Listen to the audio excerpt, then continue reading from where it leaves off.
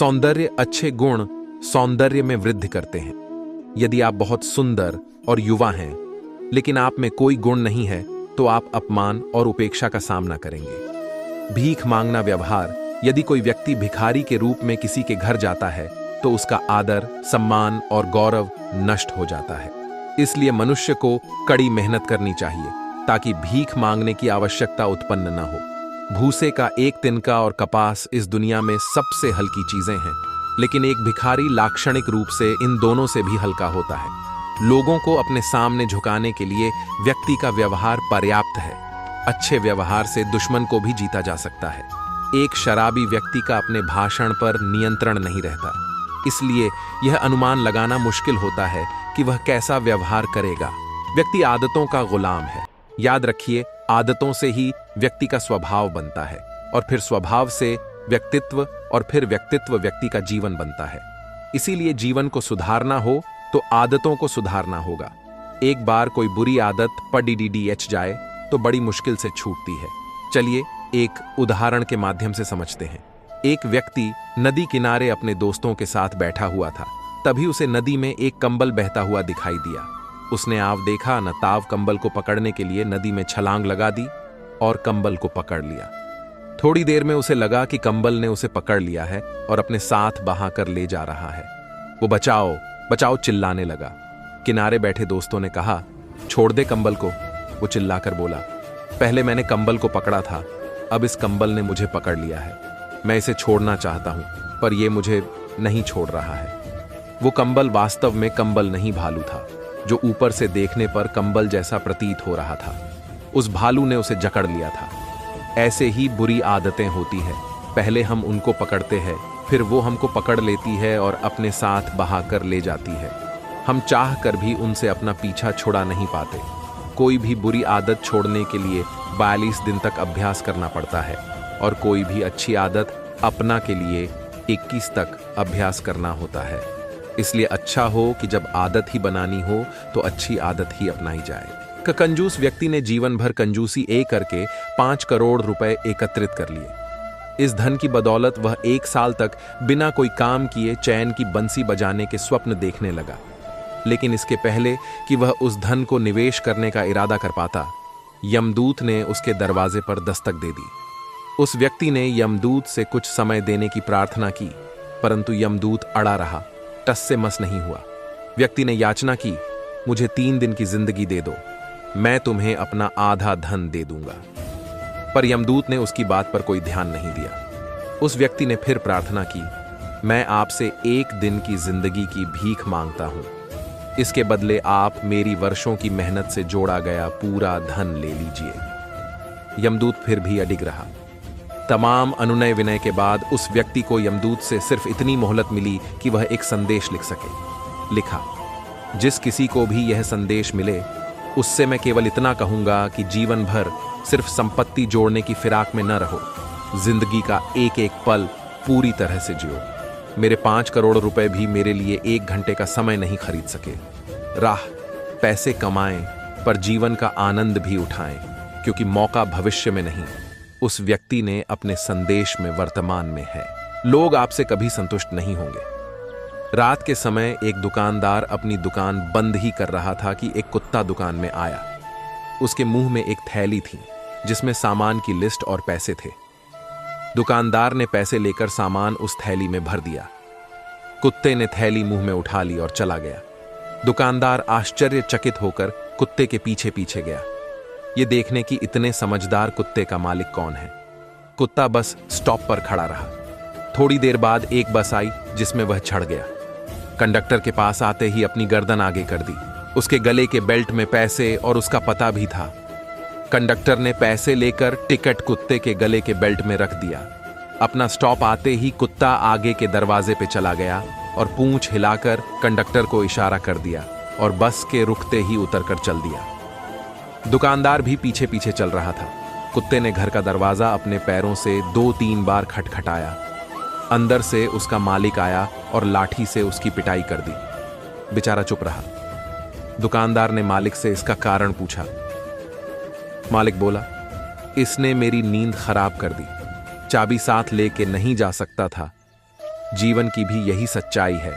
आपसे लोगों की अपेक्षाओं का कोई अंत नहीं है। जहां आप छू के वहीं पर लोग बुराई निकाल लेते हैं और पिछली सारी अच्छाइयों को भूल जाते हैं। इसलिए आप अपने अच्छे कर्म करते चलो, लोग आपसे कभी संतुष्ट नहीं होंगे। सोच और समझ में अंतर। एक डॉ चाहता है कि हर आदमी बीमार हो, वकील चाहता है कि हर आदमी झगड़ालू हो, पुलिस चाहती है कि हर आदमी जुल्मी हो, ठेकेदार चाहता है कि हर आदमी मजदूर हो, दारू का ठेकेदार चाहता है कि हर आदमी शराबी हो, बैंक चाहता है कि हर आदमी कर्जदार हो, नेता चाहता है कि हर आदमी भोला भाला और अनपढ़ हो, पुजारी चाहता है कि हर आदमी अंधविश्वास में डूबा रहे, तांत्रिक चाहता है कि हर आदमी भूत प्रेतों से डरता रहे। लेकिन एक शिक्षक ही है जो हमेशा चाहता है कि हर स्त्री पुरुष पढ़ा लिखा हो और जीवन में सफलता प्राप्त करके आगे बढ़े, जिससे वह स्वयं का, अपने परिवार का, मानव समाज का और देश का विकास करे। आइए पक्षियों से कुछ सीखें। रात को कुछ नहीं खाते, रात को घूमते नहीं, अपने बच्चे को सही समय पर सिखाते हैं, ठूंस ठूंस के कभी नहीं खाते। आपने कितने भी दाने डाले हों, थोड़ा खा के उड़ जाएंगे, साथ कुछ नहीं ले जाते। रात होते ही सो जाएंगे, सुबह जल्दी जाग जाएंगे, गाते चहकते उठेंगे। अपने शरीर से खूब काम लेते हैं, रात के सिवा आराम नहीं करते। उनकी तरह परिश्रम करने से हृदय, किडनी, लिवर के रोग नहीं होते। अपना आहार कभी नहीं बदलते। बीमारी आई तो खाना छोड़ देंगे, तभी खाएंगे जब वे ठीक हो जाएंगे।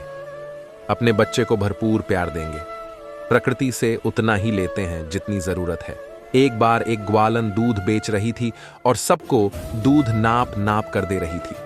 उसी समय एक नौजवान दूध लेने आया तो ग्वालन ने बिना नापे ही उस नौजवान का बर्तन दूध से भर दिया। वही थोड़ी दूर पर एक साधु हाथ में माला लेकर मनकों को गिन गिन कर माल फेर था। तभी उसकी नजर ग्वालन पर पड़ी और उसने ये सब देखा और पास ही बैठे व्यक्ति से सारी बात बताकर इसका कारण पूछा।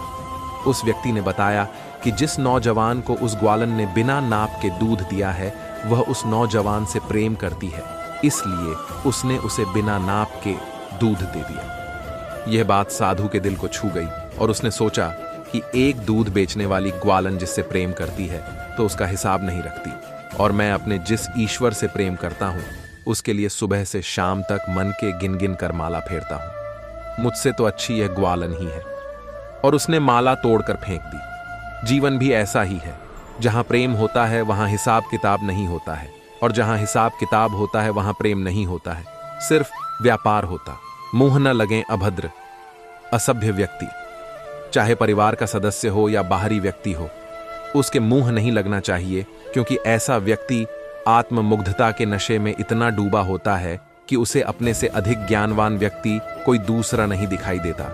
इसलिए वह आपसे अभद्रता कर कभी भी, कहीं भी, किसी के भी सामने आपकी इज्जत उतार सकता है। अपनी प्रतिष्ठा की रक्षा के लिए ऐसे व्यक्ति से बचने की कोशिश करनी चाहिए।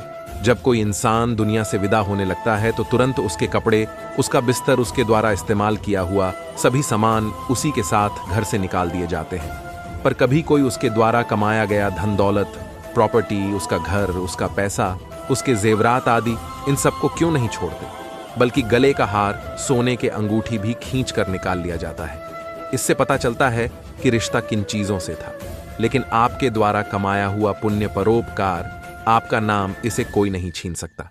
इसलिए दोस्तों, हाड जले ज्यों लकड़ी, केस जले ज्यों घास, कंचन जैसी काया जल गई, कोई ना आया पास। इसीलिए मित्रों, ऐसा काम करो कि मरने के बाद लोग तुम्हारे धन के कारण नहीं, मन के कारण नाम ले। जो खुद को बदलता नहीं वह आगे बढ़ता नहीं। रिवर्तन, बदलाव पर हम कई कहावतें और बातें सुन चुके हैं, जैसे परिवर्तन ही संसार का नियम है। हर इंसान को बदलाव के दौर से गुजरना पड़ता है। ऐसे में कुछ लोग बदलाव को सकारात्मक रूप से लेते हैं तो कुछ नकारात्मक। कुछ सालों के अंतराल में जो लोग मुझे देखते हैं वे कहते हैं कि तुम बहुत बदल गई हो, तुम्हारी शरारतें कम हो गई हैं, थोड़ी गंभीर हो गई हो। वे आगे यह भी जोड़ते हैं कि खुद को मत बदलो। लोगों की बातें सुन यह सवाल मेरे मन में उठता रहा है कि क्या सक्सेस बदलाव जरूरी है? कहीं बदलाव से हमारी सीढ़ी, पहचान तो नहीं खो जाएगी? इन्हीं सवालों का जवाब मैंने तलाशने की कोशिश की और निष्कर्ष निकला कि बदलाव बेहद जरूरी है। बदलाव नहीं होगा तो इंसान का जीवन नीरस हो जाएगा, चुनौतियां खत्म हो जाएंगी और उसका विकास रुक जाएगा। हजारों साल पहले पृथ्वी पर जो जीव हुआ करते थे, उनमें से क्यों का आज नामो निशान नहीं है। इसकी वजह यही है कि वे जीव परिस्थितियों, वातावरण के मुताबिक खुद को ढाल नहीं पाए और धीरे धीरे लुप्त हो गए। जिन जीवों ने खुद को ढाल लिया वे आज आंखों के सामने हैं। इंसानों के साथ भी ऐसा ही होता है, बस फर्क इतना है कि वे लुप्त तो नहीं होते, लेकिन भीड़ में उनकी कोई पहचान भी नहीं होती। उनका होना न होना समान है। हमारे आसपास ऐसे कई लोग हैं जो खुद को बदलना नहीं चाहते। जब कोई उन्हें कहता है कि तुम्हें अब ये चीज अपनानी चाहिए, खुद में ये बदलाव लाना चाहिए, वे बड़े गर्व से जवाब देते हैं, मैं ऐसा ही हूं, मैं खुद को क्यों बदलूं। ऐसे लोग अपने काम करने का तरीका नहीं बदलते और परेशानियों में फंसे रहते हैं। समझदार इंसान वही है जो खुद को माहौल के हिसाब से ढाल ले। सी नील स्ट्रेट कहते हैं, परिवर्तन से डरने वाले व्यक्ति का जीवन सबसे ज्यादा मुश्किल होता, क्योंकि उसने अपने जीवन को उस सीमा तक घटा लिया है जिसे वह आराम से संभाल सकता है। ऐसा व्यक्ति किसी भी परिवर्तन या चुनौती का स्वागत नहीं करता, भले ही उससे वह प्रगति कर सकता हो। बात पते की, बदलाव से डरे नहीं, उसे चुनौती के रूप में लें। जब तक आप खुद को आरामदेह स्थिति से नहीं निकालेंगे, आप तरक्की नहीं कर सकते। बदलाव नहीं करेंगे तो खुद को खो देंगे। यदि आप अंदाजा लगा सकते हैं कि कब झुकना है और कब दृढ़ रहना है, तो आप सही रास्ते पर हैं।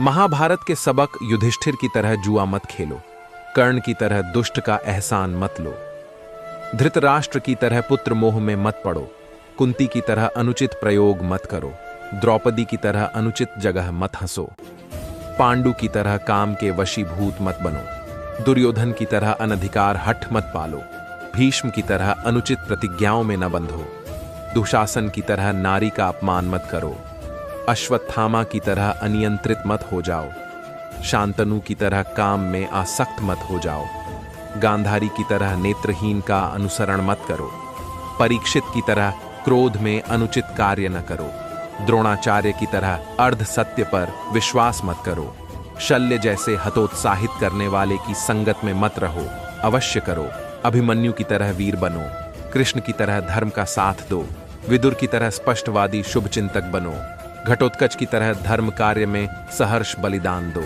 अर्जुन की तरह अपनी बागडोर भगवान के हाथों में सौंपो, सार निष्ठा सदैव सत्य धर्म के प्रति हो, किसी व्यक्ति या पद के प्रति नहीं। ईश्वर की मर्जी। एक बच्चा अपनी मां के साथ एक दुकान पर शॉपिंग करने गया तो दुकानदार उसकी मासूमियत देखकर उसको सारी टॉफियों के डिब्बे खोलकर कहा कि लो बेटा, टॉफियां ले लो, पर उस बच्चे ने भी बड़े प्यार से उन्हें मना कर दिया। इसके बावजूद उस दुकानदार और उसकी मां ने भी उसे बहुत कहा, पर वह मना करता रहा। हारकर उस दुकानदार ने खुद अपने हाथ से टॉफियां निकालकर उसको दी तो उसने ले ली और अपनी जेब में डाल ली। वापस आते हुए उसकी मां ने पूछा, जब अंकल तुम्हारे सामने डिब्बा खोलकर टॉफियां दे रहे थे तब तुमने नहीं ली, और जब उन्होंने अपने हाथों से दी तो ले ली, ऐसा क्यों? तब उस बच्चे ने बहुत खूबसूरत जवाब दिया, मां मेरे हाथ छोटे छोटे हैं, अगर मैं टॉफियां लेता तो 2-3 टॉफियां ही आती, जबकि अंकल के हाथ बड़े हैं इसलिए ज्यादा टॉफियां मिल गईं। बिल्कुल इसी तरह जब भगवान हमें देता है तो वह अपनी मर्जी से देता है और वह हमारी सोच से परे होता है। हमें हमेशा उसकी मर्जी में खुश रहना चाहिए। क्या पता वह किसी दिन हमें पूरा समुद्र देना चाहता हो और हम हाथ में चम्मच लेकर खड़े हों। एक पुरानी तिब्बती कथा है कि 2 उल्लू एक वृक्ष पर आकर बैठे। एक ने सांप अपने मुंह में पकड़ रखा था, भोजन था उनका, सुबह के नाश्ते की तैयारी थी। दूसरा एक चूहा पकड़ लाया था। दोनों जैसे ही बैठे वृक्ष पर पास पास आकर बैठे। एक के मुंह में सांप, एक के मुंह में चूहा। सांप ने चूहे को देखा तो वह यह भूल ही गया कि वह उल्लू के मुंह में है और मौत के करीब है। चूहे को देखकर उसके मुंह में रसधार बहने लगी। वह भूल ही गया कि मौत के मुंह में है। उसको अपनी जीवेशना ने पकड़ लिया और चूहे ने जैसे ही देखा सांप को वह भयभीत हो गया, वह कांपने लगा। ऐसे मौत के मुंह में बैठा है मगर सांप को देखकर कांपने लगा। वे दोनों उल्लू बड़े हैरान हुए। एक उल्लू ने दूसरे उल्लू से पूछा, कि भाई इसका कुछ राज समझे। दूसरे ने कहा, बिल्कुल समझ में आया। जीभ की, रस की, स्वाद की इच्छा इतनी प्रबल है कि सामने मृत्यु खड़ी हो तो भी दिखाई नहीं पड़ती। और यह भी समझ में आया कि भय मौत से भी बड़ा है। मौत सामने खड़ी है, उससे यह भयभीत नहीं है चूहा, लेकिन भय से भयभीत है कि कहीं सांप हमला न कर दे। श्री जी, मौत से हम भयभीत नहीं हैं, हम भय से ज्यादा भयभीत हैं। और लोभ स्वाद का, इंद्रियों का, जीवेशना का इतना प्रगाढ़ है कि मौत 24 घंटे खड़ी है तो भी हमें दिखाई नहीं पड़ती। मूर्ख को सीख, एक जंगल में एक पेड़ पर गौरैया का घोंसला था। एक दिन कड़ाके की ठंड पड़ रही थी। ठंड से कांपते हुए 3-4 बंदरों ने उसी पेड़ के नीचे आश्रय लिया। एक बंदर बोला, कहीं से आग तापने को मिले तो ठंड दूर हो सकती है। दूसरे बंदर ने सुझाया, देखो यहां कितनी सूखी पत्तियां गिरी हैं, इन्हें इकट्ठा कर हम ढेर लगाते हैं और फिर उसे सुलगाने का उपाय सोचते हैं। बंदरों ने सूखी पत्तियां का ढेर बनाया और फिर गोल दायरे में बैठकर सोचने लगे कि ढेर को कैसे सुलगाया जाए। तभी एक बंदर की नजर दूर हवा में उड़ते एक जुगनू पर पड़ी और वह उछल पड़ा। उधर ही दौड़ता हुआ चिल्लाने लगा, देखो हवा में चिंगारी उड़ रही है, इसे पकड़कर ढेर के नीचे रखकर फूंक मारने से आग सुलग जाएगी। हाँ हाँ कहते हुए बाकी बंदर भी उधर दौड़ने लगे। पेड़ पर अपने घोंसले में बैठी गौरैया यह सब देख रही थी। उससे चुप नहीं रहा गया। वह बोली, बंदर भाइयों, ये चिंगारी नहीं जुगनू है। एक बंदर क्रोध से गौरैया की देखकर गुर्राया, मूर्ख चिड़िया, चुपचाप घोंसले में दुबकी रह, हमें सिखाने चली है। इस बीच एक बंदर उछलकर जुगनू को अपनी हथेलियों के बीच कटोरा बनाकर कैद करने में सफल हो गया। जुगनू को ढेर के नीचे रख दिया गया और सभी बंदर लगे चारों ओर से ढेर में फूंक मारने। गौरैया ने सलाह दी, भाइयों आप लोग गलती कर रहे हैं, जुगनू से आग नहीं सुलगेगी, 2 पत्थरों को टकराकर उससे चिंगारी पैदा करके आग सुलगाइए। बंदरों ने गौरैया को घूरा। आग नहीं सुलगी तो गौरैया फिर बोल उठी, भाइयों आप मेरी सलाह मानिए, कम से कम 2 सूखी लकड़ियों को आपस में रगड़ कर देखिए। सारे बंदर आग न सुलगा पाने के कारण खींजे हुए थे। एक बंदर क्रोध से भरकर आगे बढ़ा और उसने गौरैया पकड़कर जोर से पेड़ के तने पर मारा। गौरैया फड़फड़ाती हुई नीचे गिरी और मर गई। दूसरों के कहने पर एक मकड़ी ने आराम से रहने के लिए एक शानदार जाला बनाने का विचार किया और सोचा कि इस जाले में खूब कीड़े मक्खियां फंसेंगे और मैं उन्हें आहार बनाकर मजे से रहूंगी। उसने कमरे के एक कोने में जाला बुनना शुरू किया। तभी अचानक उसकी नजर बिल्ली पर पड़ी जो उसे देखकर हंस रही थी। मकड़ी को गुस्सा आ गया, लेकिन बिल्ली बोली, हंसूं नहीं तो क्या करूं, यहां मक्खियां नहीं है, यहां कौन आएगा तेरे जाले में। बात मकड़ी के गले उतर गई। उसने अच्छी सलाह के लिए बिल्ली को धन्यवाद दिया और जाला अधूरा छोड़कर दूसरी जगह तलाश करने लगी। उसने खिड़की में जाला बुनना शुरू किया। तभी एक चिड़िया आई और मकड़ी का मजाक उड़ाते हुए बोली, अरे मकड़ी, तू भी कितनी बेवकूफ है, अरे यहां तो खिड़की से तेज हवा आती है, तू अपने जाले के साथ ही उड़ जाएगी। मकड़ी को चिड़िया की बात ठीक लगी और वह वहां भी जाला अधूरा बना छोड़कर सोचने लगी, अब कहां जाला बनाया जाए। तभी उसे एक अलमारी का खुला दरवाजा दिखा और उसने उसी में अपना जाला बुनना शुरू किया। कुछ जाला बुना ही था, तभी उसे एक काकरोच नजर आया जो जाले को अचरज भरी नजरों से देख रहा था। बोला, अरे यहां कहां जाला बुनने चली आई, ये तो बेकार की अलमारी है, अभी यह यहां पड़ी है, कुछ दिनों बाद इसे बेच दिया जाएगा और तुम्हारी सारी मेहनत बेकार चली जाएगी। यह सुनकर मकड़ी ने वहां से हट जाना ही बेहतर समझा। बार बार प्रयास करने से वह काफी थक चुकी थी और उसके अंदर जाला बुनने की ताकत ही नहीं बची थी। उसे पछतावा हो रहा था कि अगर पहले ही जाला बुन लेती तो अच्छा रहता। उसने पास से गुजर रही चींटी से मदद करने का आग्रह किया।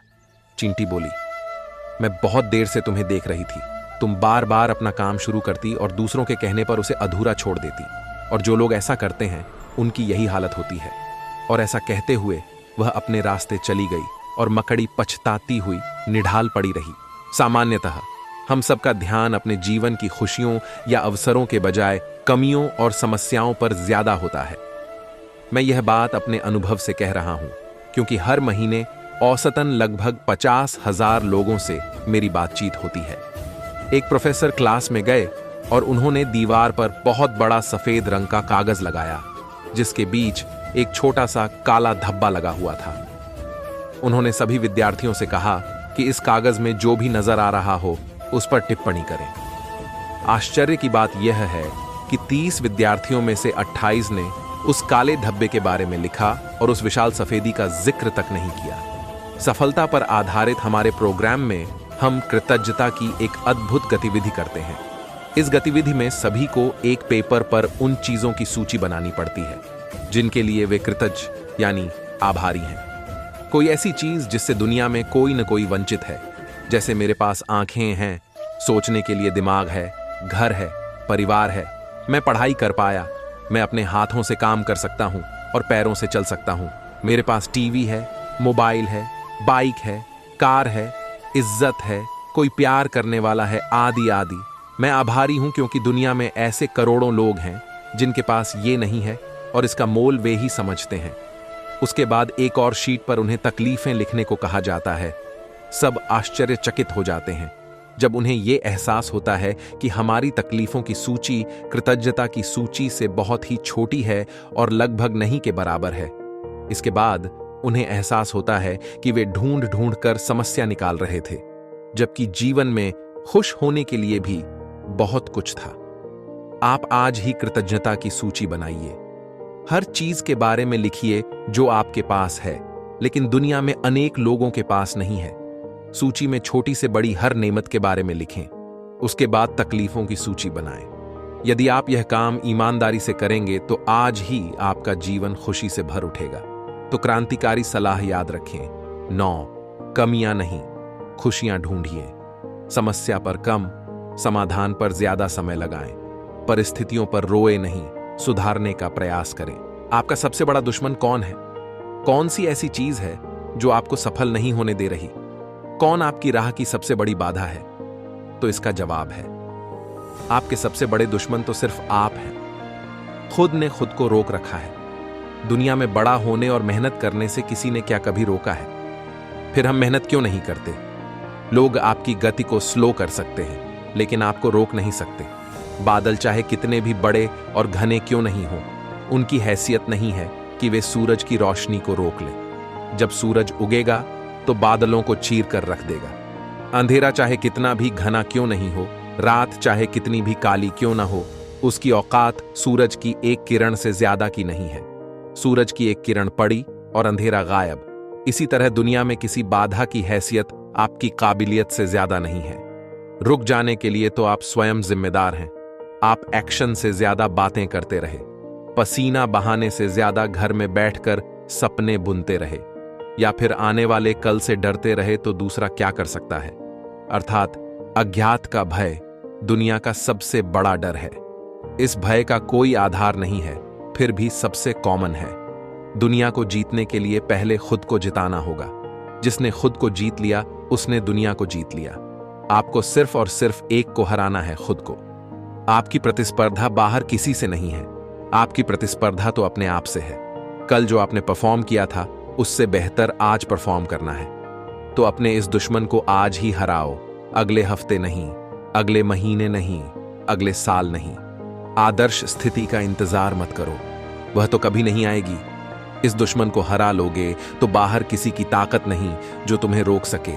तनाव से दूर रहना है तो माफ करने की आदत डालें। मैनेजिंग बाय वैल्यूज, समय के साथ सीखा। व्यवहार है चरित्र, व्यक्ति के जीवन का निर्माण नैतिक चरित्र और सिद्धांतों पर टिका होता है। चरित्र हमें जन्म से ही प्राप्त नहीं होता है, यह समय के साथ सीखा व्यवहार है। व्यक्ति मुसीबत के समय ही चरित्र निर्माण नहीं करता, बल्कि वह तो कहीं पहले से हो रहा होता है। मुसीबत के दौरान तो वो अपनी तैयारी का प्रदर्शन करता है। भविष्य के बारे में अच्छा सोचें और बोलें। भविष्य के बारे आप कामयाब होने की उम्मीद रखते हैं तो कामयाब होंगे। आप अपनी उम्मीदों और भविष्य के बारे में अपने द्वारा इस्तेमाल शब्दों से ही जान सकते हैं। भविष्य के बारे में हमेशा सकारात्मक सोचें और बोलें। हर सुबह की शुरुआत इन शब्दों से करें कि मुझे यकीन है मेरे साथ आज अच्छा ही होगा। माफ न करने से तनाव, बेचैनी होती है। आप सकारात्मक, आशावादी, उल्लासित तब हो सकते हैं जब माफ करना आपकी आदत बन जाता है। इसके विपरीत माफी से इनकार करने से नाकामी, नकारात्मकता, गुस्सा, तनाव, बेचैनी होती है। माफ न करके आप खुद को कैद करते हैं। माफी आपको आजाद करती है। अपने अंदर पैदा कर सकते हैं विनम्रता। विनम्रता या तो स्वाभाविक तौर पर आती है या धीरे धीरे जतन करने से अपने अंदर पैदा की जा सकती है। जब व्यक्ति सोचता है कि जो कुछ उसे मिला है वो उसकी योग्यता से कहीं ज्यादा है, तो इस भावना को विनम्रता कहा जाता है। जब आप विनम्र होने का ढोंग करते हैं तो आप इसे खो बैठते हैं। एक साधु राजा के पास पहुंचा। राजा ने साधु से कहा, लज्जा किस बात की है भगवान? कहिए, मैं आपकी क्या सेवा कर सकता हूं? फिर संकोच मिश्रित भाषा में साधु ने कहा, मेरी इच्छा आपके कोषागार को देखने की है। राजा साधु को लेकर कोषागार में पहुंचा। हीरे, पन्ने, मोती, माणक, नीलम आदि रत्नों का संग्रह और भंडार देखकर साधु ने राजा प्रश्न किया, इन पत्थरों का क्या करते हैं आप? इन पत्थरों से आपको कितनी आय होती है? राजा बोला, महाप्रभु, इनसे आय नहीं होती, अपितु इनको सुरक्षित रखने के लिए बराबर व्यय करना पड़ता है, पहरेदार रखने पड़ते हैं। ये रत्न बहुमूल्य हैं, चोरी हो जाने का भय रहता है। साधु ने कहा, आप मेरे साथ आइए, मैं आपको इनसे भी बहुमूल्य और अत्यंत बेशकीमती पत्थर दिखलाता हूं। राजा ये सुनकर साधु के साथ चल पड़ा। साधु राजा को एक झोपड़े में ले गया। वहां एक विधवा वृद्धा रहती थी। उस झोपड़े के एक कोने में आटा पीसने की चक्की पड़ी थी। उस चक्की से वह दूसरों का आटा पीसकर अपना पेट पालती थी। साधु ने चक्की के पत्थरों की ओर संकेत करते हुए कहा, राजन, तुम्हारे उन उपयोगहीन पत्थरों से तो यह चक्की के पत्थर बहुमूल्य हैं, क्योंकि इनसे ये विधवा अपना जीविकोपार्जन करती है। ये पत्थर इसके जीवन का आधार है। आपके पत्थरों पर तो उल्टा व्यय होता है। राजा मस्तक झुकाए मौन खड़ा था। साधु पुनः बोला, नरेश, वस्तु का मूल्य उसकी सुंदरता एवं संग्रह में नहीं, उसकी उपयोगिता में है। दुख को त्यागो। दुख से लगाव होना एक रोग है, यह प्राकृतिक नहीं है। एक बात याद रखो, मानवता पर रो हावी रहा है। जो गीत गा सकता है, जो नाच सकता है, वह नाचेगा, गाएगा, उत्सव मनाएगा। लेकिन जो नाच नहीं सकता वह कोने में पड़ा रहेगा और योजनाएं बनाएगा कि दूसरों पर कैसे हावी हुआ जाए। वह कुटिल बन जाएगा। जो रचनाशील है वह रचेगा, जो नहीं रच सकता वह नष्ट करेगा, क्योंकि उसे भी तो दुनिया को दिखाना है कि वह भी है। जो व्यक्ति प्रेम नहीं कर सकता वह हमेशा नकारात्मकता पर ही जोर देगा। वह हमेशा तुमसे कहेगा, अगर तुम प्रेम में पड़े तो दुख उठाओगे। जब भी तुम दुख का सामना करोगे तो तुम्हें वह व्यक्ति याद आएगा कि वह सही कहता था। एक स्वाभाविक प्रवृत्ति होती है कि मनुष्य रोगों के प्रति ज्यादा सचेत होता है, न कि स्वास्थ्य के प्रति। जब तुम स्वस्थ हो तो तुम अपने शरीर को भूल जाते हो, लेकिन जैसे ही अस्वस्थ होते हो देह को नहीं भूल पाते। जब तुम प्रेम में होते हो और खुश होते हो तो उसे भूल जाते हो, लेकिन जब संघर्ष, नफरत और गुस्सा होता है तो तुम उसे बढ़ा चढ़ाकर पेश करने लगते हो। दुख के प्रति अपनी आसक्ति त्याग दो, जीवन से प्रेम करो और अधिक खुश रहो। जब तुम एकदम प्रसन्न होते हो, संभावना तभी होती है, वरना नहीं। दुख तुम्हें बंद कर देता है, सुख तुम्हें खोलता है। दुखी लोग हमेशा कठोर हो जाते हैं, उनकी नरमी खत्म हो जाती है। एक प्रसन्न व्यक्ति फूल की तरह है। उसे ऐसा वरदान मिला हुआ है कि वह सारी दुनिया को आशीर्वाद दे सकता है, खुलने की जुर्रत कर सकता है। पूरी प्रकृति उसकी मित्र है। वह क्यों डरने लगा? वह खुल सकता है।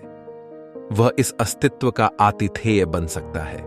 वही वह क्षण होता है जब दिव्यता तुम में प्रवेश करती है। केवल उसी क्षण प्रकाश तुम में प्रवेश करता है और तुम बुद्धत्व प्राप्त करते हो। किसी स्थिति, निर्णय या व्यक्ति के बारे में जो महसूस कर रहे हो उसे कभी अनदेखा न करें। आपका सहज बोध सफल नेतृत्व दे सकने के लिए एक सशक्त साधन है। इसे कई नामों से जाना जाता रहा है, गट फीलिंग, वाइन्स, छठी इंद्रिय इत्यादि। नाम चाहे जो भी रख लें, यह बोध आपका एंटीना है। यह आपको बताता है कि वास्तव में क्या हो रहा है, सही निर्णय क्या होगा या कोई व्यक्ति वास्तव में कैसा है। मुझे विश्वास है कि आपको भी सहज बोध या इंट्यूशन संबंधी अनेक अनुभव हुए होंगे, जैसे कि ऊपर से सब ठीक दिखने के बावजूद आपको ऐसा महसूस हो रहा है कि इस बिजनेस समझौते में कुछ तो गड़बड़ है। आप अपनी टीम के लिए किसी का इंटरव्यू ले रहे हैं। उम्मीदवार का सीवी बेहतरीन है और वह सभी प्रश्नों के बिल्कुल सही उत्तर दे रहा है, लेकिन पता नहीं क्यों आपको अंदर से ऐसा लग रहा है कि उसका व्यक्तित्व उस भूमिका के अनुकूल नहीं है जिसके लिए उसका चयन किया जा रहा है। आपकी टीम का कोई सदस्य बहुत खोया खोया रहने लगा है। पूछने पर विश्वास दिलाता है कि ऑफिस और घर में सब कुछ एकदम ठीक है, लेकिन आपको लग रहा है कि सब कुछ सही नहीं है। आपको लग रहा है कि हो न हो आपकी टीम के सदस्यों के बीच कुछ खटपट हो गई है, क्योंकि अब वे एक दूसरे के साथ मिलते झुलते कम दिखते हैं। काम पर जाने के लिए गाड़ी चलाते समय अचानक आपको ग्राहक संबंधी किसी समस्या का समाधान सूझ जाता है। कैसे? पता नहीं। अब डर से ऊपर उठें। हम सभी जीवन में कभी न कभी भयभीत जरूर हुए हैं, फिर वह अस्पताल में इंजेक्शन लगवाना हो या के नरियर तय करने के लिए प्रवेश परीक्षा देना हो। डर कई स्वरूपों में आता है। डर एक सार्वभौमिक मौलिक भावना है जो हमारे जीवित रहने के लिए जरूरी है, यानी डर काफी हद तक जरूरी है। डर मानसिक और भावनात्मक रूप से होता है। अतीत की बुरी यादों को लगातार याद करते रहने या भविष्य की आशंकाओं के बारे में लगातार सोचते रहने से डर इतना ज्यादा बढ़ जाता है कि वह जिंदगी से बड़ा हो जाता है। फिर डर अतार्किक होने लगता है। वह चिंता, तनाव और बुरी सेहत का कारण बनने लगता है। समकालीन जीवन में भय हावी हो गया है कि वास्तविक स्थिति की तुलना में हमें डर ज्यादा नुकसान पहुंचाने लगा है। आबादी के एक बड़े हिस्से के लिए डर इतनी हावी भावना हो गया है कि उनकी जिंदगी का मकसद सिर्फ इसका सामना करना रह गया है। सार्थक जीवन जीने के लिए अपने डर से ऊपर उठना जरूरी है।